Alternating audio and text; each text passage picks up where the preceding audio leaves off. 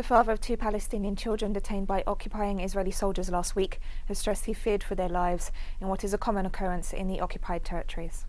Last week, Israeli soldiers briefly detained 5 Palestinian children near an illegal Jewish settlement in the occupied Palestinian West Bank for allegedly stealing parrots.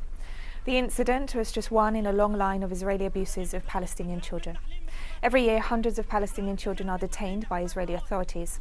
They are the only children in the world who are systematically prosecuted through military rather than civilian courts.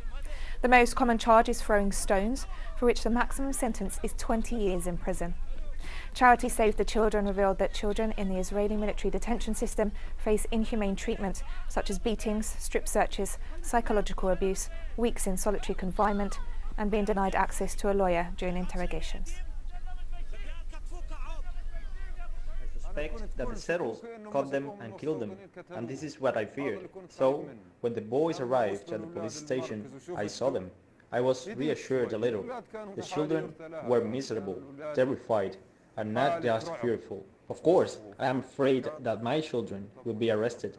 If they ask to release my sons and arrest me instead, I would have no problem with that. Of course, I am afraid that my children will be arrested like them. Arresting children means destroying them and destroying their future and their families.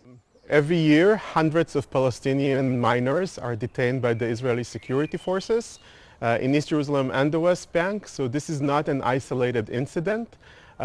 Those children are particularly young, so I mean it's very, very clear that the Israeli security forces should have exercised their faculties and their common sense and not do that, because those children are very clearly below the age of even criminal liability, no matter what they did.